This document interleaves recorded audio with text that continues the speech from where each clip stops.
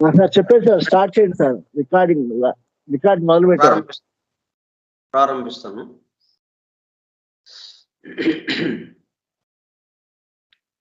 హరి ఆ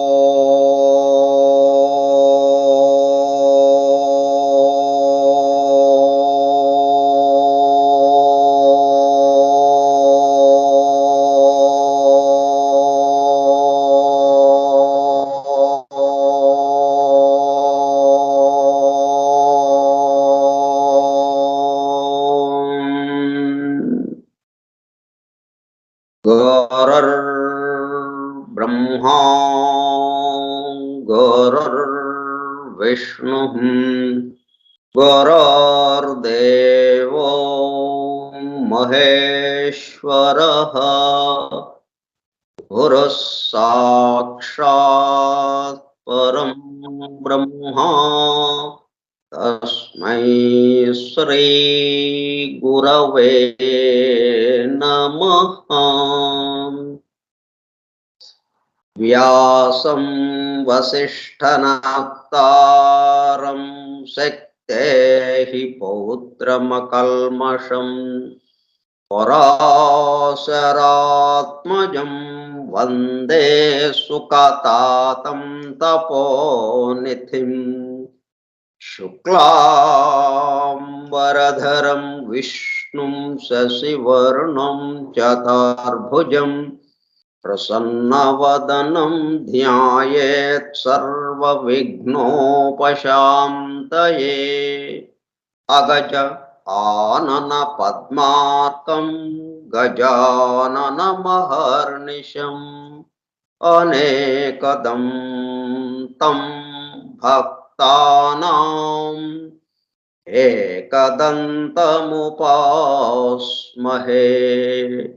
वक्रतुण्ड महाकाय कोटिसूर्यसमप्रभ निर्विघ्नं कुरु मे देवा सर्वकार्येषु सर्वदा। सरस्वती नमस्तुभ्यं वरदे कामरूपिणी विद्यारम्भं करिष्यामि सिद्धिर्भवतु मे सदा। ॐ भूर्भुवः स्वः ॐ तत्सवितुर्वरेण्यं भर्गो देवस्य धीमहि धियो यो नः प्रचोदयात्।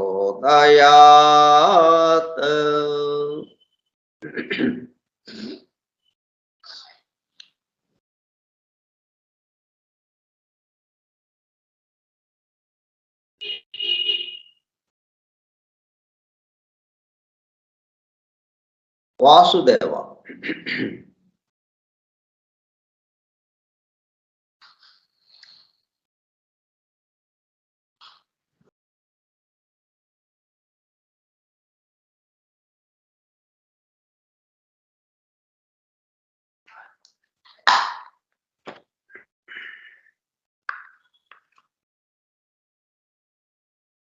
ఫోరం ఫర్ ట్రూత్ సీకర్స్, సత్యాన్వేషకుల బృందము.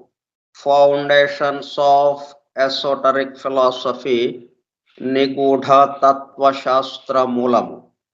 From the writings of H.P. Blavatsky, arranged with a foreword and notes by E.M.T.H. Hoskins.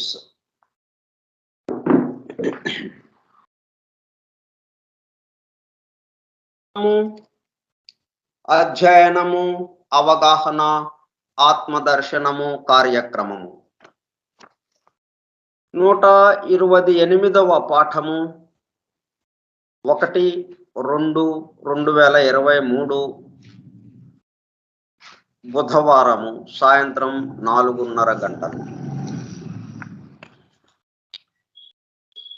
నిగూఢ తత్వశాస్త్ర మూలము స్కైప్ గ్రూపుల్లో సుదూర ప్రాంతాలలో ఎవరింట్లో వారు హాయిగా విశ్రాంతి తీసుకుంటూ ఏకకాలంలో ఒకేసారి ఏమి చేస్తున్నాము? వింటున్నాము. ఏమి వింటున్నాము? శాస్త్ర సాంకేతిక రంగములలో ఎంతో వేగముగా పురోగమిస్తున్న ప్రస్తుత కాలములోని మానవాళి అదే వేగముతో ఆధ్యాత్మిక రంగంలో కూడా పురోగమించుటకు వీలుగా ప్రపంచంలోని అన్ని జాతుల, మతముల పవిత్ర గ్రంథములలో పొడుపు కథల రూపములో అర్థము అయి అవనట్లుగా ఉన్న సృష్టి రహస్యములను బహిర్గతం చేసి మానవాళికి అందించి వాటి అవగాహన ద్వారా ఆత్మదర్శనము పొందుట అను దివ్య ప్రణాళికను అమలు చేయుటకు పరమ గురువులచే ఎన్నుకొనబడిన మేడం హెలెనా పెట్రోనా బ్లవాట్స్కీ తన జీవిత కాలమంతా శ్రమించి తన మాతృభాష కాని ఇంగ్లీషు భాషలో తన ద్వారా అత్యద్భుతముగా మానవాళికి అందింపబడిన Isis unveiled, the secret doctrine, the voice of the silence, the key to theosophy గ్రంథములు అధ్యయనము చేసి వాటిలో ఇవ్వబడిన విషయములు పూర్తిగా అర్థము కాకపోవుటచే అతి నిగూఢములైన సృష్టి రహస్యములు, వాటి మూలము, గ్రంథ హృదయమును చేరు పద్ధతులు తెలుసుకోవాలనే తీవ్ర ఇచ్చగల కొందరు సత్యాన్వేషకులు ఆమె చివరి సంవత్సరాలలో ఆమె వద్దకు చేరి ఆమెతో సంభాషించుతూ ప్రశ్న సమాధానము సంవాద రూపంలో ఎన్నో నిగూఢములైన విషయములను మరింత లోతుగా తెలుసుకుని సత్యమును చేరుటకు ప్రయత్నించారు. ఆ ప్రసంగ విశేషాలు అన్ని వ్రాయబడి తదుపరి ట్రాన్సాక్షన్స్ ఆఫ్ ద బ్లవాట్స్కీ లాడ్జ్ అనే గ్రంథముగా అందరికీ అందుబాటులోనికి వచ్చినది. తదుపరి వాటిని కలెక్టెడ్ రైటింగ్స్ ఆఫ్ బ్లవాట్స్కీ వాల్యూమ్ 10లో చేర్చడం జరిగినది. ఆ బృందంలోని ఒక సోదరుడు నేవీ కమాండర్ రాబర్ట్ బోవెన్ ఆమె వివరించుచుండగా తాను స్వయముగా వ్రాసుకున్న నోట్సును ఆమె దేహము విడచుటకు 3 వారముల ముందు ఆమెకు చూపించగా అతను చూపిస్తున్న శ్రద్ధకు మురిసిపోతూ చేసిన కృషిని మెచ్చుకున్నట్లుగా అదే సమయంలో ఆ నోట్సుకు తన అంగీకారమును తెలుపుతున్నట్లుగా తల ఊపుచూ ఒక చిరునవ్వు నవ్వాను. తదుపరి కాలంలో మరుగున పడిపోయిన ఆ నోట్సును 40 సంవత్సరముల తదుపరి వారి కుమారుడు కెప్టెన్ పిజిబి బోవెన్ వెలుగులోనికి తీసుకువచ్చి దివ్య జ్ఞాన అధ్యయన పరులకు, భవిష్యత్తు తరాలకు ఎంతో మేలు చేశారు. ప్రథమముగా 1932 సంవత్సరంలో థియోసఫీ ఇన్ ఐర్లాండ్ మ్యాగజైన్లో ప్రచురింపబడినది. ఆ తదుపరి madam Blavatsky on how to study theosophy అనే పేరుతో చిన్న బుక్లెట్ రూపంలో అందరికీ అందుబాటులోనికి వచ్చినది. అపార జ్ఞాన సంపదతో అలరారుతున్న గ్రంథ సముదాయములో అందించబడిన విషయముల మొత్తమునకు అసలు మూలము ఏమిటి అనే విషయము ఆకళింపు చేసుకున్నటకు ఆ గ్రంథములలోనే అక్కడక్కడ నెంబర్డ్ స్టేట్మెంట్స్ అండ్ ప్రిన్సిపల్స్ ఉదహరించబడినవని వాటి ద్వారా మూలము వద్దకు చేరుకోవచ్చునని మేడం బ్లవెట్స్కి తెలిపినారు.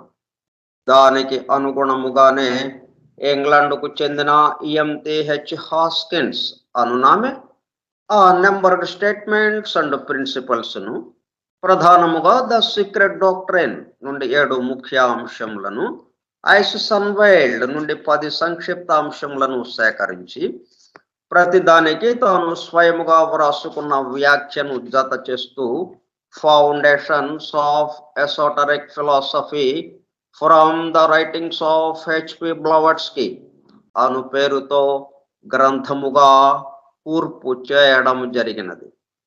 వాటితో పాటు కమాండర్ రాబర్ట్ బోవెన్ వ్రాసి బ్లవట్స్కీ ఆమోదము పొందిన నోట్స్ను అనుబంధము ఏగా గ్రంథము చివర చేర్చడం జరిగినది.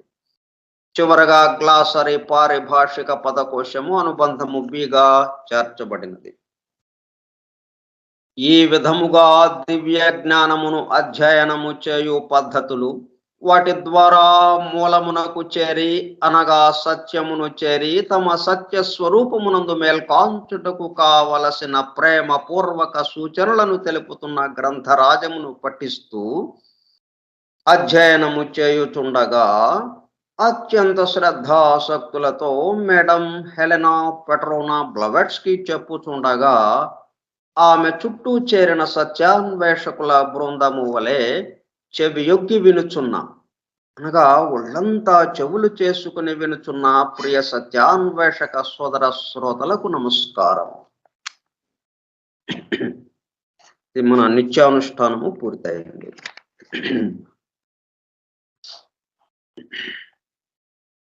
పురాతన కాలం నుంచి ఏదైనా ఒక దాన్ని సాధించాలి అనుకున్నప్పుడు, ఏదైనా ఒకటి తెలుసుకోవాలి అనుకున్నప్పుడు ఒక మంత్రము, ఒక దీక్ష, ఒక వాక్కును, ఒక పదాన్నో తీసుకుని దాన్ని దీక్షగా మరలా ఉచ్చరిస్తూ ఉంటే దాని యొక్క శబ్ద ప్రకంపనలు మనలో దానికి సంబంధించినటువంటి జ్ఞానాన్ని మేల్కొల్పి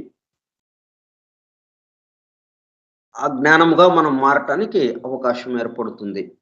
అదే జరుగుతుంది మనకి. ఎవరో వచ్చి మనల్ని రక్షించటం అనేది కాదు. మనం ఏదైతే ఉచ్చరిస్తున్నామో, మనం ఏదైతే ఎంతో భక్తి శ్రద్ధలతో పూజలు, ఆరాధనలు, హోమాలు ఇట్లా ఇవన్నీ చేస్తున్నామో,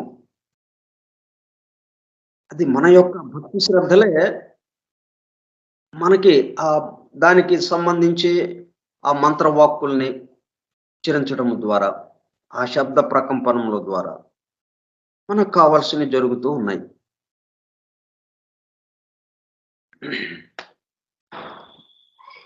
అందుకే మనం దీన్ని మరలా చదువుతూ ఉండటం. ఎందుకనే మనం చివరికి మనం దేనికోసం ఇది మొదలు పెట్టుకున్నాము? సత్యస్వరూపమునందు మేల్కొంచుటకు. ఎందుకంటే సత్యస్వరూపంలో లేదనేది మనకు అర్థమైంది కాబట్టి ఆ సత్యస్వరూపమునందు మేల్కొంచుటకు ఇది మనకు ఉపయోగపడుతుంది. నిరంతరం మనకి ఏం చేయాలి ఉంటుంది మనకి. మనం ఐసిస్ అన్వైల్డ్కి సంబంధించి 10 సంక్షిప్త అంశాలు మనకు అందించారు. వాటిల్లో 8 అంశాలు మనం పూర్తి చేసుకున్నాం. 9వ అంశం ఈరోజు చెప్పుకుందాం.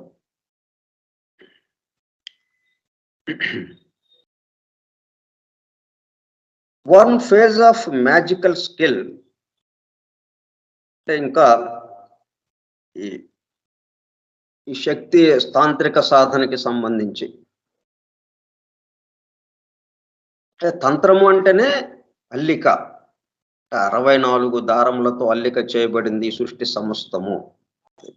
దాన్ని తంత్రము అంటారు. అంటే అమ్మవారి గురించి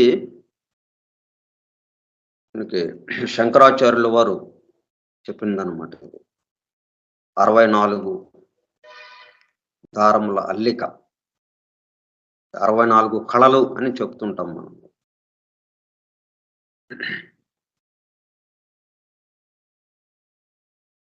వాటికి సంబంధించే ప్రపంచవ్యాప్తంగా ఎన్నెన్నో ప్రయత్నాలు, ఎన్నెన్నో సాధనలు. చివరికి దాన్ని ఆ శక్తి పొందటము, ఆ శక్తిని పొందిన శక్తిని ప్రదర్శించడము, దాన్ని వినియోగించటము, ఇట్లా అన్ని తెగలలోను, అన్ని జాతులలోను, అన్ని మతాలలోను ఇలాగా ఈ ప్రపంచవ్యాప్తంగా ప్రపంచం మొత్తాన్ని ప్రదక్షిణ చేసినప్పుడు, భూప్రదక్షిణ చేసినప్పుడు ఆమె ఎక్కడెక్కడ ఏమేంటి చేస్తూ ఉన్నారో వాటన్నిటినీ మనకి గ్రంథస్థం చేసి ఇచ్చారనమాట ఐసిస్ అన్వేల్డ్‌లో. ఎందుకంటే ఉన్నదాన్ని మన ముందు పెట్టారు. అంటే ప్రపంచ ప్రజలందరూ ఏ హడావుడిలో ఉన్నారు? ఈ శక్తుల్ని సంపాదించడం అనే హడావుడిలో ఉన్నారు. అదే గొప్ప విషయము అన్నట్టుగా. వాటి ద్వారా మనల్ని రోగాలు నయం చేసుకోవడం గాని, హీలింగ్‌కి సంబంధించి మరి ఇప్పుడున్న వైద్య సదుపాయం అప్పుడు లేదు. మందులు లేకుండానే హీలింగ్ స్వస్థత పరచటం. ఈ మంత్రవాక్కుల ద్వారా ఇలాగ జరుగుతూ ఉండేది. వాళ్ళు పొందిన శక్తిని ఈ విధంగా ఉపయోగిస్తూ ఉండేవాళ్ళు. తర్వాత ఇంకా చేతబడి, వశీకరణము వీటికి సంబంధించి.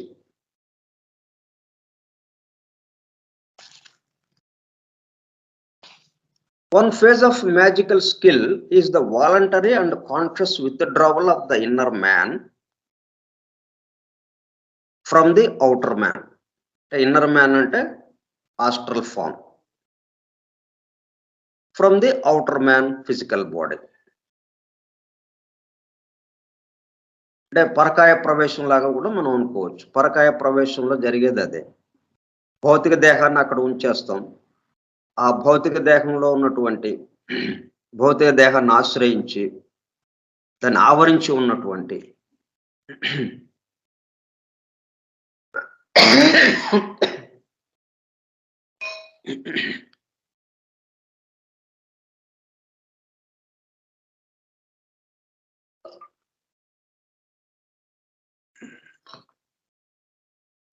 అంటే ఈ అతీంద్రియ శక్తులకి సంబంధించి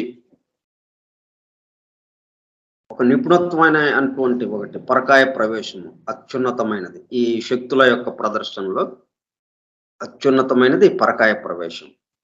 అంటే ఇంకొక దేహంలోకి ప్రవేశించటం.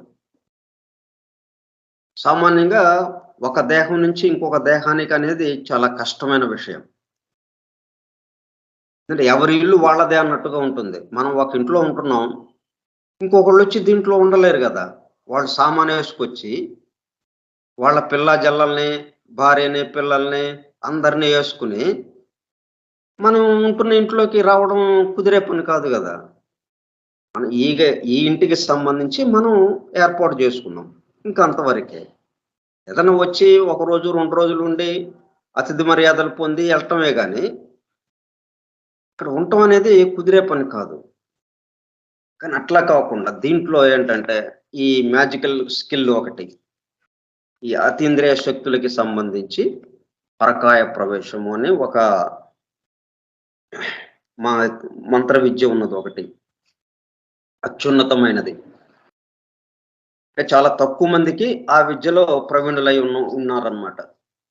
ప్రవీణులు ఆ విద్యలో చాలా తక్కువ మంది. మనకి శంకరాచార్యుల వారి యొక్క జీవిత కథలో కూడా మనకు వస్తుంది అది. ఒక రాజు యొక్క దేహంలో ప్రవేశించి ఆ రాజు భార్య దగ్గర విషయాలు కొన్ని మాట్లాడి ఆ తర్వాత ఈయన ఏదో ఒక పరీక్ష పెట్టి జరుగుతూ ఉంటే, వాదన జరుగుతుంటే ఒక ప్రశ్న వేసినప్పుడు ఆ ప్రశ్నకి సమాధానం చెప్పడం కోసం ఈ విధంగా ఆయన పరకాయ ప్రవేశం చేయటం జరిగింది. అట్లాగా టిబెట్లో కానీ ప్రపంచవ్యాప్తంగా ఉన్నాయి. ఇప్పుడు ఈమె బ్లావెట్స్కి కూడా అలాగా అటువంటి అనుభవాలు ఉన్నాయి. ఈమె ఒక పక్కకు వచ్చేసేస్తే, ఒక పక్కన ఒదిగి ఉంటే ఈమెలోకి ఒక పరమ గురువు ఆవేశించి దాని ద్వారా ఆ గ్రంథ రచన సాగుతూ ఉండడం ఇట్లా కూడా జరిగిందనమాట. ఇట్లా ఇటువంటి అతీంద్రియ శక్తులు ఎన్నో ఉన్నాయి, చాలా శక్తులు ఉన్నాయి. దీంట్లో ఏంటంటే voluntary and conscious withdrawal of the inner man, భౌతిక దేహాన్ని ఇచ్ఛాపూర్వకంగా తనకు అనిపించి, అంటే ఎవరో బలవంతంగా లాగేయటం కాకుండా ఇచ్ఛాపూర్వకంగా ఆస్ట్రల్ ఫామ్ లో ఉన్నటువంటి ఆ కామదేహాన్ని భౌతిక దేహం నుంచి విడిపడి, అంటే భౌతిక దేహంతో కలిసి ఉంది. ఈథరిక్ డబ్బులు ఫిజికల్ బాడీ కలిపి, డెన్స్ ఫిజికల్ బాడీ కలిపి మొత్తాన్ని ఫిజికల్ బాడీ అంటున్నాము. ఆ ఫిజికల్ బాడీ నుంచి దాన్ని ఆనుకుని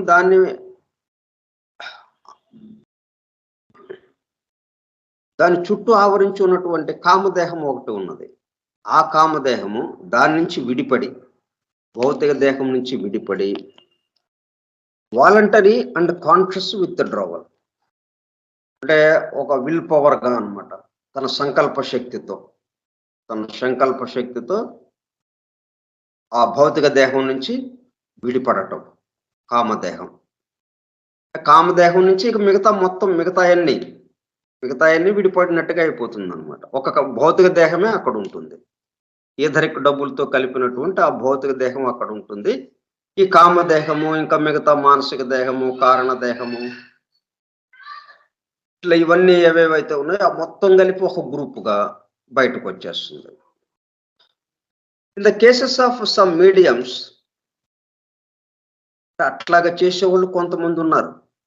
ఇవన్నీ ఏంటంటే మనము ఆకర్షణలోకి పడిపోవటం, ఉపయోగం లేని దీనిగా ఉంటూ మనం భగవంతుడిని చేరటానికి అడ్డుగా ఉండేటట్టుగా ఉంటాయన్నమాట ఇవన్నీ.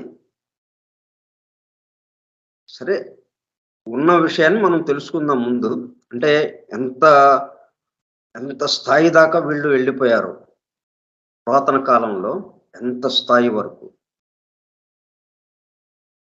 అట్లా జరిగింది కదా. అప్పుడు అతీంద్రియ శక్తుల ద్వారా ఆ సంకల్ప శక్తితో భౌతిక దేహాన్ని నుంచి విడిపడి, ఇచ్ఛాపూర్వకంగా భౌతిక దేహం నుంచి విడిపడి, ఇప్పటి వరకు భౌతిక దేహంతో కలిసి ఉన్నటువంటి కామదేహము, మిగతా దేహాలన్నీ కలిసి ఒక గ్రూపుగా ఒక పక్కన ఉండటం, భౌతిక దేహం వదిలి ఇంకా చుట్టూ ఎక్కడ కావాలంటే అక్కడికి వెళ్ళిపోవటం అన్నట్టుగా. అవి సూక్ష్మంగా ఉంటాయి, కంటికి కనపడవు. ఈ భౌతిక దేహము అచేతనంగా ఇక్కడ ఉంటుంది, కదలిక లేకుండా అచేతనంగా ఇక్కడ ఒక పక్కన ఉంటుంది. ఇదేమో మొత్తం తిరుగుతూ ఉండడం. మన నిద్రలో కూడా అది జరుగుతూ ఉంటుంది.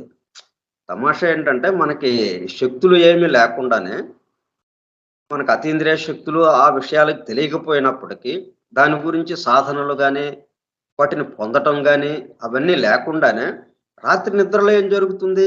అందరము భౌతిక దేహాన్ని వదిలి ఎదరిక్ డబుల్ ఫిజికల్ బాడీతో కలిసి ఉన్నటువంటి ఆ భౌతిక దేహాన్ని వదిలి అది ఏం చేస్తూ ఉంటుంది? విశ్రాంతితో అలాగా ఉండిపోతుంది అది. ఇక ఈ కామదేహము, మానసిక దేహము, కారణదేహము, ఈ మొత్తం ఈ గ్రూప్ అంతా కలిసి ఇక బయట తిరగటం ప్రారంభిస్తుంది అనమాట. ఇక విహారానికి బయలుదేరుతుంది.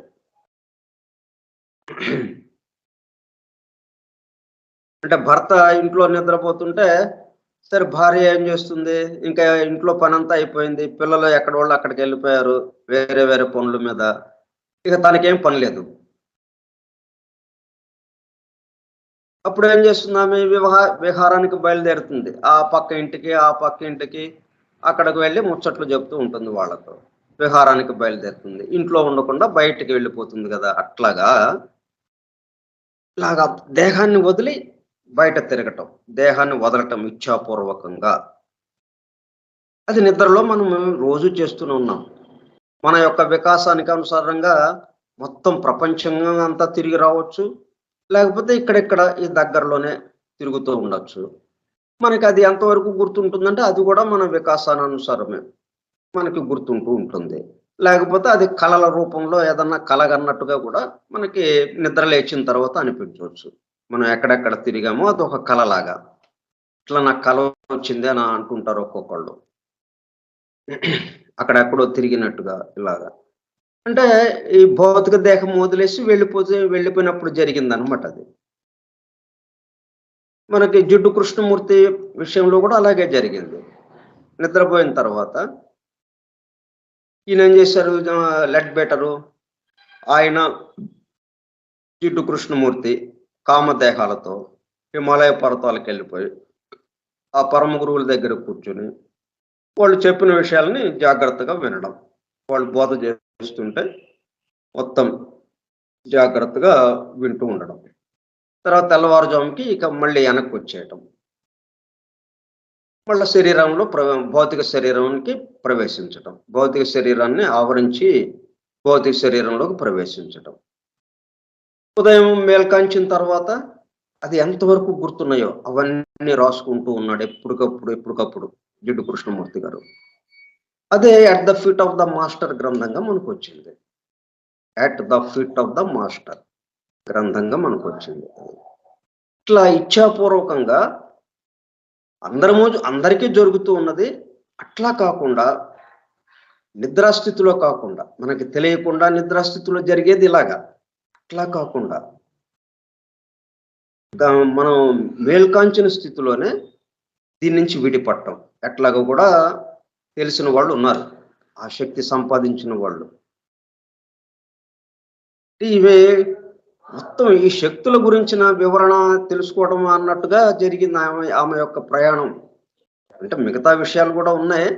ప్రధానంగా ఏంటంటే రకరకాల శక్తులతో ఈ ప్రజలు ఎలాగా ఉన్నారు, ఎలా దాన్ని పొందుతున్నారు, వాటికి ఎంత ప్రాముఖ్యత ఇస్తున్నారు అన్నట్టుగా ఈమె యొక్క పర్యటన జరిగిందనమాట. ఆ విషయాలు తెలుసుకోవటం అన్నట్టుగా.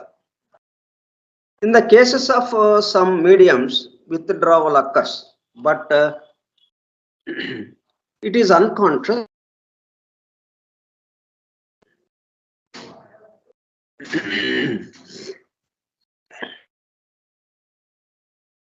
ఒక్కొక్కళ్ళు కూడా ఒక్కొక్క ఈ మీడియంస్ వాహకుల్లో వాహకత్వంగా ఉన్న వాళ్ళు వీళ్ళల్లో ఒక్కోసారి ఏం జరుగుతుందంటే కొంతమంది ఇన్వాలంటరీగా కూడా జరగవచ్చు, ఇచ్ఛాపూర్వకంగా కాకుండా. అంటే తనకి తెలియదు, తను అట్లాగా ఈ కామదేహము ఈ భౌతిక దేహాన్ని వదిలి విడిచిపెట్టి పక్కకు తిరగడము అన్నది, వేరే చోట తిరగటం అన్నది తనకి తెలియకుండా జరిగే విషయంగా ఉంటుంది, ఇన్వాలంటరీ.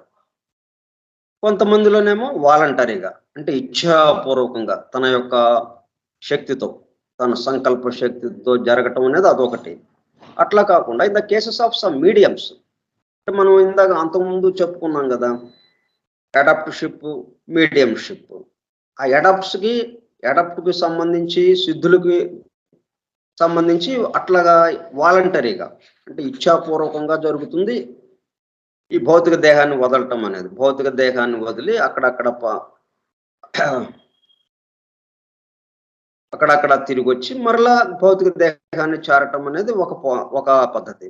అట్లా కాకుండా ఈ వాహకులు ఎవరైతే ఉన్నారో, ప్రేతాత్మల్ని వీటిని ఆవాహన చేసుకుని వాటితో మాట్లాడించటం ఇవన్నీ చేసే వాళ్ళు ఎవరైతే ఉన్నారో ఆ మీడియంస్, క్షుద్రత్వానికి సంబంధించి ఆ పద్ధతిలో వాళ్ళు వెళ్తున్న వాళ్ళకి in the cases of some mediums withdrawal occurs, but it is unconscious and involuntary. వాటికి తెలియదే కాదు ఇది ఈ పని జరుగుతూ ఉంది. భౌతిక దేహాన్ని వదిలి బయటకు వచ్చాం మనం, కామదేహం మిగతా దేహాలతో బయటకు వచ్చాం. మిగతా యూనిట్ అంతా, అంటే మొత్తం యూనిట్ ఇది. భౌతిక దేహం మొదలుపెట్టి ఆ మహాపర నిర్వాణానికి సంబంధించింది ఏదైతే ఉందో అంతవరకు, అంటే 7 లోకాలకి సంబంధించినటువంటి 7 శరీరాలు మొత్తం కలిపి ఒక యూనిట్ గా మనం తిరుగుతున్నాం. మహాపర నిర్వాణ లోకం ఏదైతే ఉందో ఆ బ్రహ్మలోకము, ఆ సత్యలోకము, దానికి సంబంధించిన శరీరం కూడా ఇక్కడే ఉంది, ఆ లోకం కూడా ఇక్కడే ఉంది మనకి. ఆ ప్లేన్లో మనకి అవసరమైనప్పుడు అదే దాంట్లో మేల్కాంచినప్పుడు ఆ ప్లేన్తో ఆ లోకంలో సంబంధించి అక్కడ మనం వ్యవహరిస్తూ ఉంటాం. మనము ఎక్కడ వ్యవహరిస్తుంటే ఆ లోకం మనకు నిజంగా ఉంటుంది. మనం ప్రస్తుతం భూలోకంలో నిజంగా ఇక్కడ వ్యవహరిస్తున్నాం కాబట్టి భూలోక ఇది మనకు ఒక్కటే ఉన్నట్టుగాను, ఇది ఒక్కటే మనకి నిజమైన లోకంగాను అనిపిస్తుంది. మిగతాదంతా ఊహగా ఉంటుంది. ఉందో లేదో అన్నట్టుగా ఉంటుంది. చెప్తే వింటున్నట్టుగా ఈ జానపద సినిమాల్లాగా మంత్రతంత్రాలు, ఇంద్రజాలం, మహేంద్రజాలం అన్నట్టుగా ఉంటుంది. చెప్తే సరదాగా వింటమే గాని అది ఉందా లేదా అనేది అనుభూతికి రాదు. వాళ్ళు ఉన్నప్పటికీ. ఇప్పుడు వీళ్ళేంటంటే ఈ మ్యాజికల్ స్కిల్ ఉన్నవాళ్ళు వాళ్ళన్ని లోకాల్లోనూ తిరగగలుగుతారు. అంటే అన్ని లోకాలకి సంబంధించినటువంటి ప్రజ్ఞ వాళ్ళల్లో మేల్కంచి ఉందన్నమాట. అందువల్ల వాళ్ళు ఏది కావాలంటే, ఏ లోకానికి కావాలంటే ఆ లోకానికి వెళ్ళగలరు. ఉదాహరణ మనకి నారదుడు. మొత్తం తిరుగుతూనే ఉంటాడు విష్ణు లోకం నుంచి, ఆ పై లోకం నుంచి, బ్రహ్మలోకం నుంచి, ఈ భూలోకం దాకా. ఆయనకు అడ్డు అదుపు లేదిక. ఎక్కడ అడ్డేం లేదు. ఎక్కడికి కావాలంటే అక్కడికి ప్రత్యక్షం అయిపోతాడు. అంటే అంత ప్రజ్ఞ ఉంది ఆయనకి. అంత ప్రజ్ఞా వికాసం ఉంది. అన్ని లోకాల యొక్క ప్రజ్ఞ, అన్ని శరీరాలకి సంబంధించినటువంటి, అన్ని లోకాలకి సంబంధించినటువంటి ప్రజ్ఞ ఆయనలో వికాసం చెంది ఉంది. అందువల్ల ఆయన ఎక్కడికైనా వెళ్ళగలడనమాట. మనమేంటి భూలోకానికి సంబంధించిన ప్రజ్ఞ వరకే మనకి వికాసం చెందింది కాబట్టి, మేల్కాంచి ఉంది కాబట్టి, మనకి ఈ భూలోకం ఒక్కటే నిజంగా ఉంటుంది. ఇప్పుడేమైంది? In the cases of some mediums withdrawal occurs వీళ్ళలో కూడా జరుగుతుంది. But it is unconscious and involuntary. తెలియకుండా జరుగుతుందనమాట మీడియమ్స్‌లో. మనం నిద్రపోయినప్పుడు మాత్రం అది వాలంటరీ. మనం నిద్రపోయినప్పుడు మనకి అంటే ఈ వ్యక్తికి తెలియకుండా జరిగేది అది గూడా. ఇన్‌వాలంటరీగానే జరుగుతుంది. మనం నిద్రపోయినప్పుడు మన కామదేహము మొత్తం అన్ని చోట్లకి తిరిగి రావటం అనేది.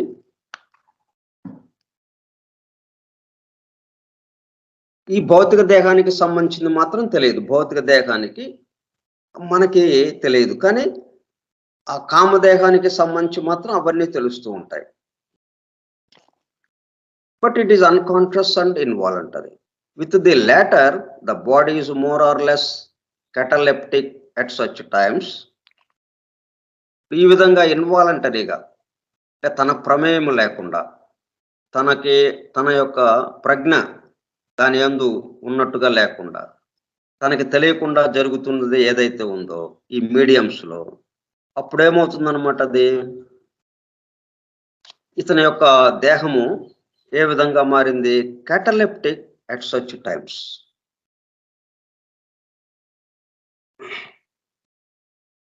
అంటే ఈ బాడీ ఏమవుతుందనమాట స్తబ్దుగా, మనం కోమాలో ఉంటే ఎలాగ ఉంటుందో, బిర్రబిగుసుకుపోయినట్టుగా, కదలిక లేనట్టుగా, ఒక శవంలాగా ఉంటుందన్నమాట అది. శవంలాగా ఇతని యొక్క బాడీ ఉంటుంది. అదే వాలంటరీగా మనం గనక వెళితే ఇది కొంచెం కళతో ఉంటుంది. మామూలుగా సాధారణంగా నిద్రపోతున్నారని అనుకుంటారు ఆ బాడీని చూసినప్పుడు. వాలంటరీగా అంటే తన యొక్క ఇచ్ఛానుసారము ఈ దేహాన్ని వదిలి, దేహం నుంచి విడిపడి, భౌతిక దేహం నుంచి విడిపడి, మనం ఎక్కడికో ఏదో పని మీద బయటకు వెళ్ళాం కామదేహంతో. అంటే మనకు ఆ పనులు లేవనుకోండి సాధారణ మానవులకి. ఆ స్థాయిలో వేరే వేరే పనులుంటాయి వాళ్ళకి. అందులో భౌతిక దేహంతో కాకుండా వెళ్ళాల్సిన పరిస్థితులు కొన్ని ఉండొచ్చు. అటువంటప్పుడు ఆ భౌతిక దేహము విడిచి వెళ్ళినప్పుడు బిగుసుకుని ఉండదు. అది కాన్షియస్‌లోనే ఉన్నట్టుగా ఉంటుందన్నమాట. ఈ మీడియమ్స్‌కి మాత్రము బిగుసుకుపోయి ఉన్నట్టుగా ఒక శవాకారంగా అయిపోతుంది వీళ్ళ యొక్క body. Are less cataleptic at such times. Body incapacitated అనమాట. ఏమాత్రము ఇక శక్తిగా ఉండదు, శక్తియుతంగా ఉండదు, బిర్రబిగుసుకుపోయినట్టుగా, స్తబ్దుగా, రిజిడిటీగా బిగుసుకుపోయినట్టుగా ఉంటుంది. But with the adopt the absence of the astral form would not be noticed. ఇక్కడ ఎంత తమాషను చూడండి. అదే ఒక అడాప్ట్, ఒక సిద్ధుడు ఈ పని చేస్తే ఇట్లాగా వాలంటరీగా తన యొక్క సంకల్ప శక్తితో withdrawal of inner man from the outer man, భౌతిక దేహాన్ని విడిచి ఆ లోపల ఉన్న కామదేహంతో, కామదేహము మరియు మిగతా దేహాలతో, కామదేహం యొక్క యూనిట్తో బయటకు వెళ్ళినప్పుడు అతని దేహం ఎలాగుంటుంది? భౌతిక దేహము. But with the adapt the absence of the astral form, కామదేహము దీన్ని వదిలేసి వెళ్ళినప్పటికీ, భౌతిక దేహాన్ని వదిలి వెళ్ళినప్పటికీ వుడ్ నాట్ బి నోటీస్డ్. మనం అసలు మామూలుగా అక్కడ ఉన్నాడు, అక్కడ కూర్చుని ఉన్నారు, లేకపోతే పడుకుని ఉన్నారు అని అనుకుంటాం. కానీ మనం ఈయన ఒక్క భౌతిక దేహమే ఎక్కడ ఉంది, ఏదరిక డబ్బులు భౌతిక దేహము కలిసి ఆ భౌతిక దేహం ఒక్కటే ఇక్కడ ఉన్నది, మిగతా దేహాలన్నీ కలిసి ఎక్కడో తిరుగుతున్నాయి అన్న భావన రాదనమాట మనకి. అన్నట్టుగా ఉంటుందన్నమాట. అంత అంటే జీవకళకు ఉట్టి పడుతూ ఉంటుందన్నమాట. The absence of the astral form would not be noticed, for the physical senses are alert and the individual appears only as though in a fit of abstraction, a brown study as some call it.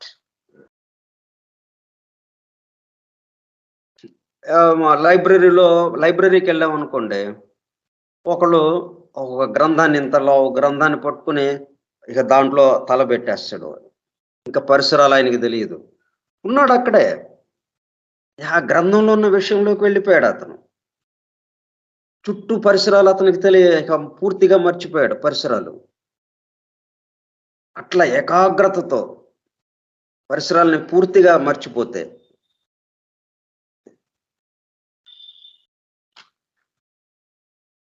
దాన్ని brown study అంటారు అనమాట. A mood in which you are very involved in your own thoughts and not paying attention to anything else. దాన్ని ఏమంటామంటే I could see he was in a brown study. ఆ brown study అనే పదాన్ని అట్లా ఉపయోగిస్తున్నారు అనమాట. అతని యొక్క స్థితికి, ఆ స్థితిని తెలియజెప్పడానికి. బ్రౌన్ స్టడీ అని అంటే ఆ స్థితిని తెలియజెప్పడానికి అనమాట. ఏ స్థితిలో ఉన్నాడు? పూర్తిగా నిమగ్నమై ఉన్నాడు ఒక దాంట్లో, ఒక విషయంలో అన్నట్టుగా. అంటే అక్కడే ఉన్నాడు మనిషి, మనిషి ఎదురుగానే ఉన్నాడు, జీవకళతో ఉన్నాడు, ప్రాణంతో ఉన్నాడు, దేహము కదులుతూ ఉన్నట్టుగానే ఉంది. కానీ ఏదో ఒక దీర్ఘాలోచనలో ఆ గ్రంథం ఏదో చదువుతూ దాంట్లో లాగా ఉండిపోయాడు.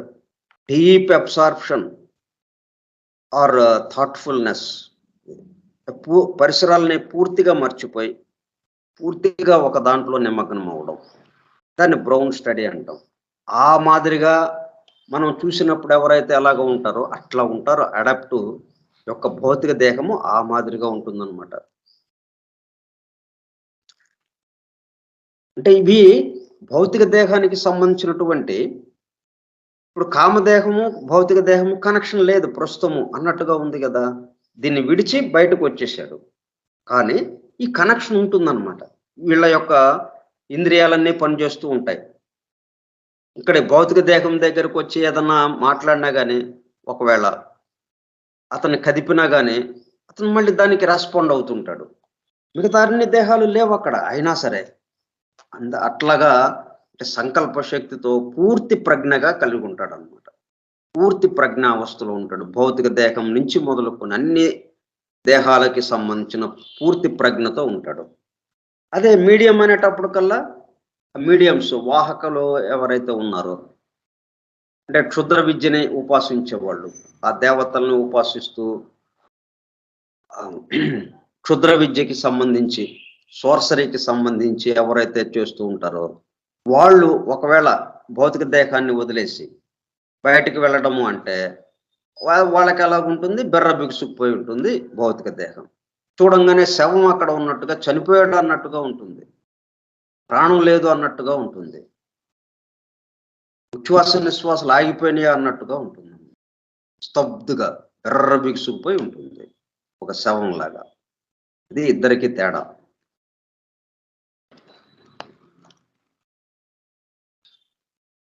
For the physical senses are alert and the individual appears only as though in a fit of abstraction, a brown study, as some call it. ఏదో దీర్ఘాలోచనలో మునిగిపోయిన వాడు ఉన్నట్టుగా, పరిసరాలని మర్చిపోయి ఆలోచిస్తూ ఆ విషయం దగ్గర ఉన్నాడా అన్నట్టుగా. అంటే దేహం ఎక్కడ ఉంది, బాడీ ప్రజెంట్, మైండ్ ఆబ్సెంట్ అంటుంటాం చూడండి. ఒక్కొక్కళ్ళని చూసి ఎదురుగానే ఉన్నాడు, మనతో మాట్లాడుతున్నట్టుగా ఉంది, కానీ మైండ్ ఆబ్సెంట్, ఆ మైండ్ ఎక్కడో తిరుగుతూ ఉంది అన్నట్టుగా ఉంటుంది అన్నమాట.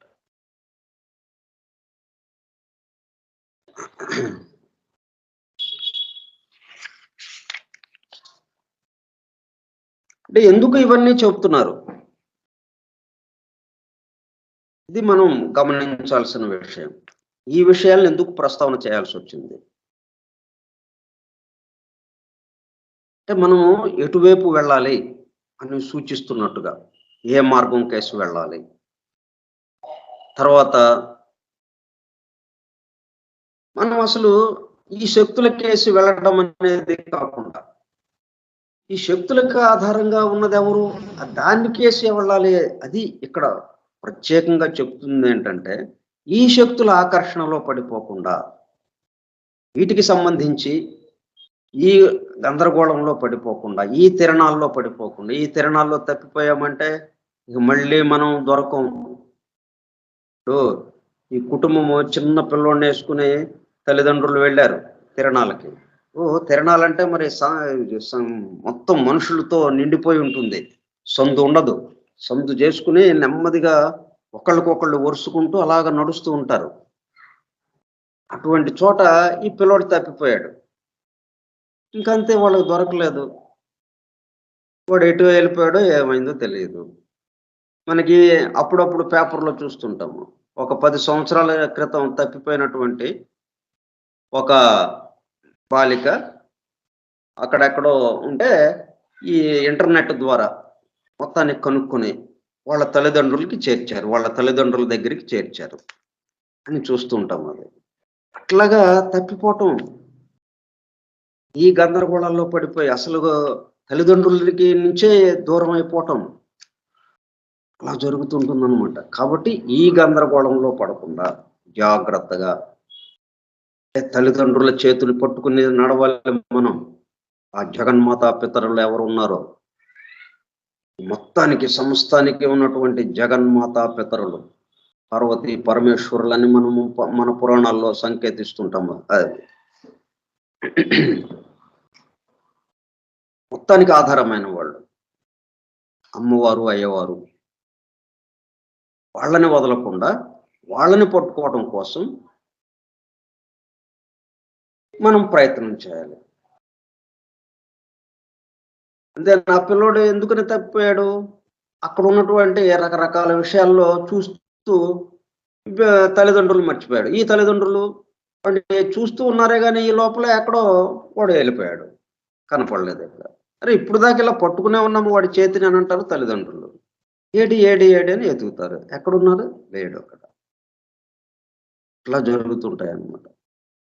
అందుకని ఇవన్నీ ఎందుకు మనకి ప్రత్యేకంగా అందజేశారు, ప్రపంచవ్యాప్తంగా ప్రజల యొక్క ఆలోచన ధోరణి అలాగా ఉంది, ఎటువైపుకి వెళుతూ ఉంది,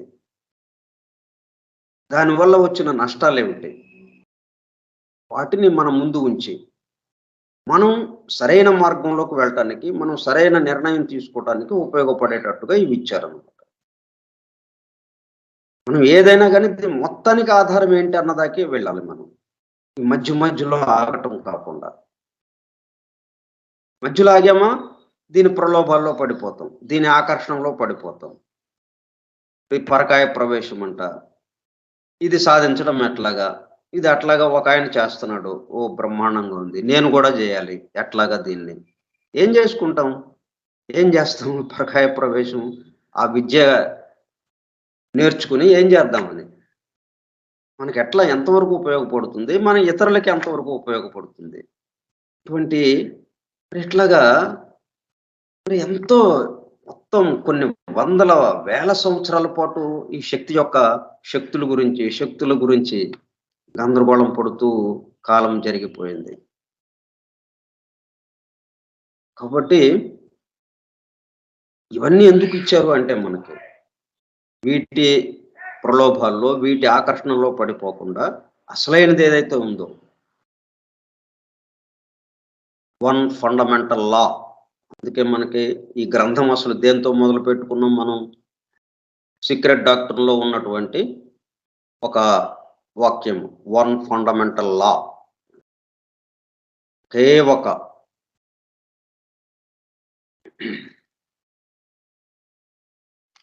వన్ ఫండమెంటల్ లా, సర్వము తానైన ఒకే ఒక మూల దివ్య ధర్మం ఒకటి ఉన్నది.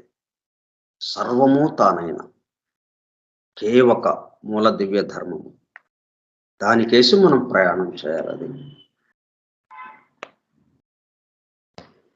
అప్పుడు ఇవన్నీ ఊరికే చూస్తూ ఉంటాం, ఓ అట్లాగా బాగున్నాయి, కానీ దానికోసం ప్రయత్నం చేయం మనం.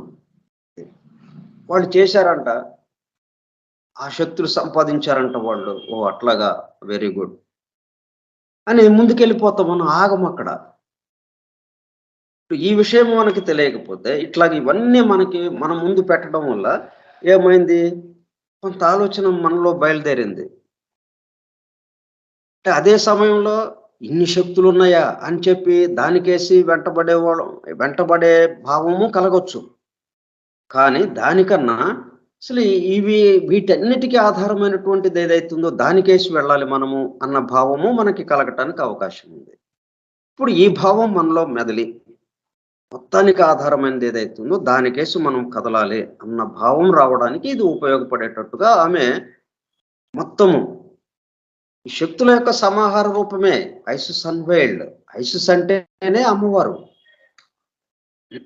ప్రకృతి మాత. ఆమె అన్వైల్డ్, ఆమె యొక్క మేలి ముసుగు సవరించి తన నిజస్వరూపాన్ని చూపించడానికి ప్రయత్నం జరిగింది ఈ ఐసిస్ అన్వైల్డ్ గ్రంథంలో. అంటే ప్రకృతి ముసుగు వేసుకున్నప్పుడు ఏమైంది, ఈ రకరకాల శక్తులు, వీటితోనే గందరగోళం పడుతూ ఉన్నాము.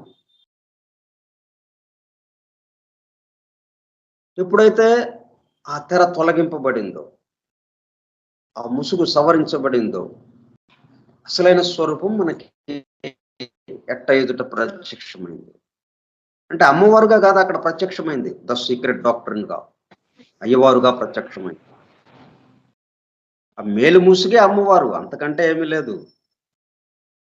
తెరే అమ్మవారు, ప్రత్యేకంగా అమ్మవారు. ఆమె మళ్ళీ మేలు ముసుగు వేసుకుని ఉంది, ఆమెకి తెర వేసి ఉన్నది, ఆమె తెర తీయాలి, తెర తీస్తే ఆమె కనిపిస్తుంది కాదు. ఇక్కడ అయ్యవారికి తెరగా ఉన్నది అమ్మవారు, అయ్యవారికి ముసుగుగా ఉన్నది అమ్మవారు. అందుకే దాన్ని మాయా అని మనం వేదాంత పరిభాషలో చెబుతుంటారు. ఆ మాయ తొలగంగానే స్వామి ఎదుట దర్శనం ఇస్తుంటాడు అన్నమాట. ఇది 9వ పాయింట్ అంతా ఈ మాదిరిగా మనకి ఇలా రెండు రకాల వాళ్ళు ఎలాగా చేస్తున్నారో, వీళ్ళల్లో ఎలాగా ఇది జరుగుతూ ఉన్నదో మనకి చెప్పుకుంటా వచ్చారు.